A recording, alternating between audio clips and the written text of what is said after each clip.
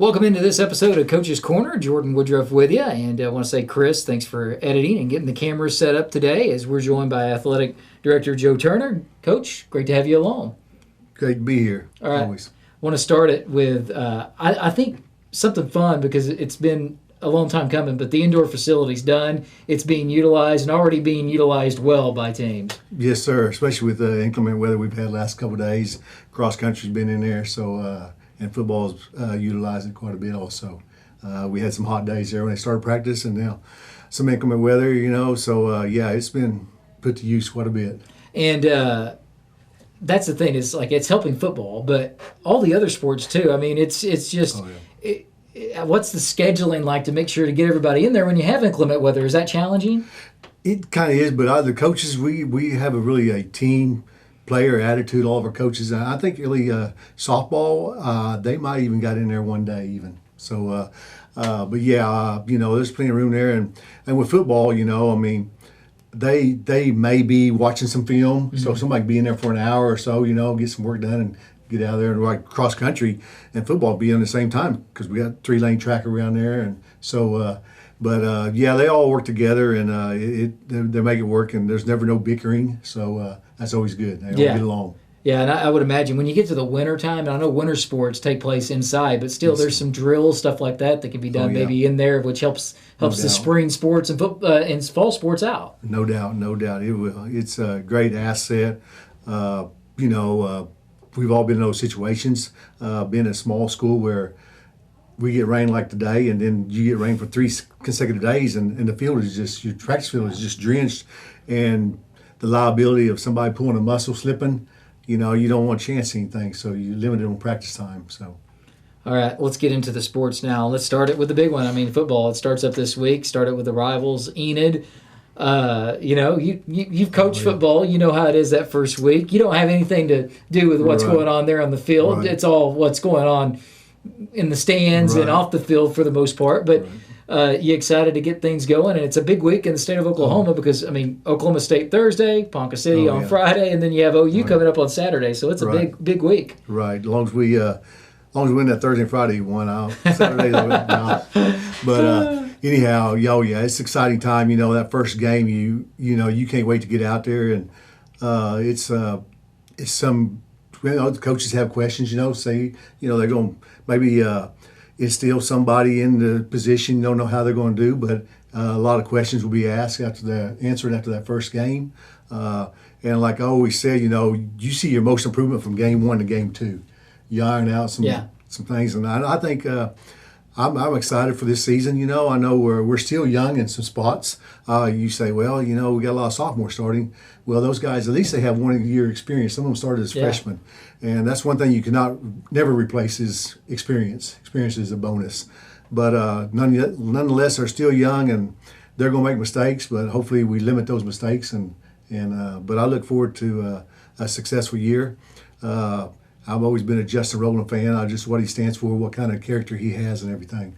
Yeah, that's the fun part is the, not having to coach, but still letting to watch and talk about ball because you love it. But the real important part is policies, procedures, everything like that on game day. Maybe a little bit of an added element this year because up the road in Newkirk, they are undergoing some renovations, so they're going to be playing here on some Thursday nights, even before Ponca will play on a Friday. So talk about some of the policies, procedures, things like that. Has anything changed for the most part that anybody needs to be aware of? Not really. They reached out to us, and it's always great when neighbors reach out to you and want to use facility, and it's great for our band because they would get an extra 5 games to run a concession stand, help them out.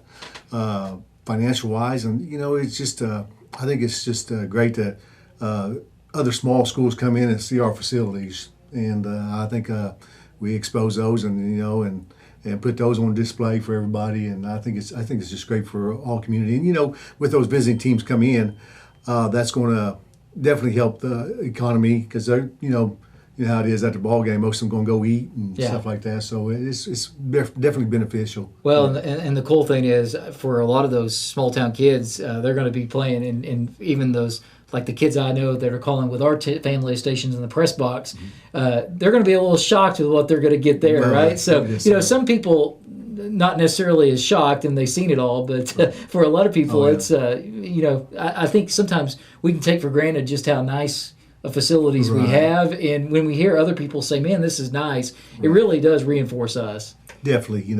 There's a lot of times, when kids go off to college and play some college ball, small school ball, that most of the time their high school facilities are better than that small school college. That's just the way it is.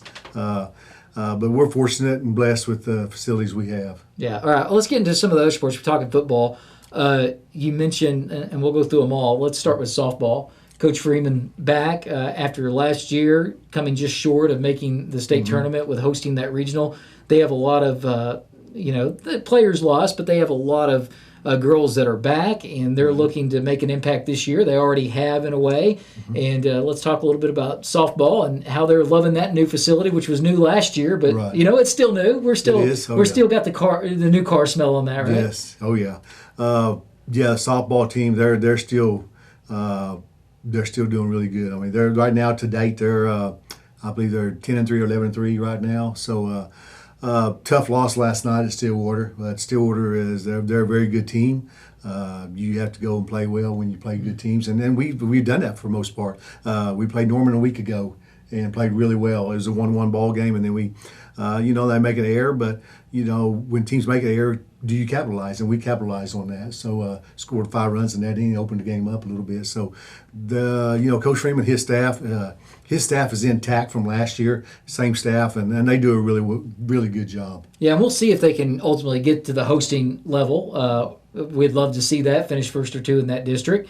But at the same time, I mean, regardless of whether they host or not, this team's good enough that they could probably go anywhere and beat anybody on a given day, right? Exactly. I think if you take from last year and this year, I think probably overall, I was talking to Coach Noya this morning. I think don't quote me, but it's somewhere around like 37-15 the last year and a half. Yeah. So not too many teams can say that. No, not many at all. The other sports that are going on, volleyball, and Coach Hinderrider and everything going on there. So talk a little bit about volleyball. Yeah, the volleyball team. They have a group of seniors that have started for a few years, and they have the capability. Playing together, I think the expectations are definitely, state tournament. Anything short of that, you need to make some lofty goals. But even the younger groups.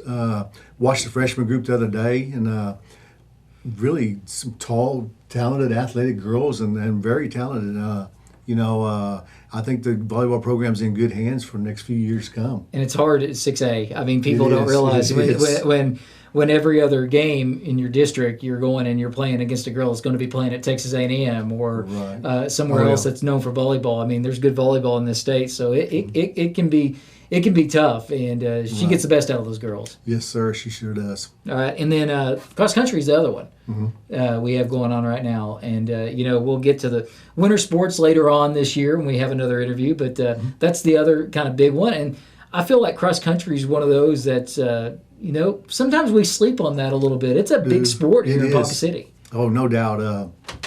Coach Landis she has roughly probably 50 of each gender out for cross country, and got some real good ones and some young talent too. She returns one qualifying state runner, Gabby Alva, but Peyton Price, the freshman, ran really well this last weekend at Deer Creek. They ran in the elite group. I don't know, maybe it was called elite, but they were in the top tier. They had elite group and then a premier group, which was just varsity, and then varsity. So they ran in that upper group, and she placed fifth. Ran real well. The cross country team. It's a sport where you're running in 100-degree plus temperature. And luckily they've had a break here lately of cool weather. But and when you end the season, they may be running a state meet in cold weather. Because it's been moved back. If you recall, just a few years back, 5, 6, 7 years ago, the state meet was usually around fall break week. Yeah. Now they've backed it up a couple weeks, so you don't run a state meet until the first weekend in October or November.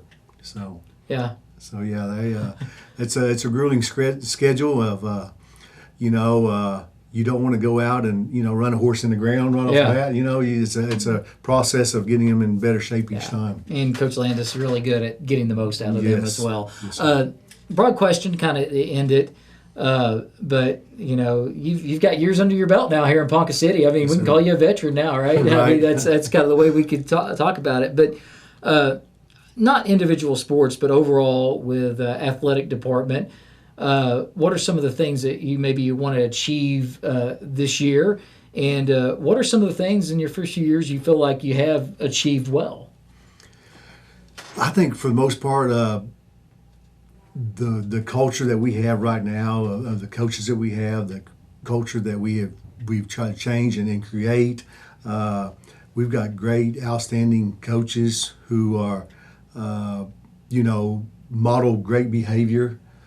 Great role models, and I not only head coaches but assistant coaches. We have it from top to bottom. A great staff overall. When an AD does not have to worry about coaches of what'd you say to that kid, stuff like that. They're sound, solid individuals that we have coaching. Well, and a coach is going to say stuff to kids. That's the other thing you got to remember. But it's also the relationship they have with the kids, and that's the important thing is. Or the coaches maximizing their relationship with the kids. Exactly, and you see that when during competition, it's like you said, if they establish that rapport and that relationship with that kid, those kids will run through that wall for you. And you see our kids competing at a high level.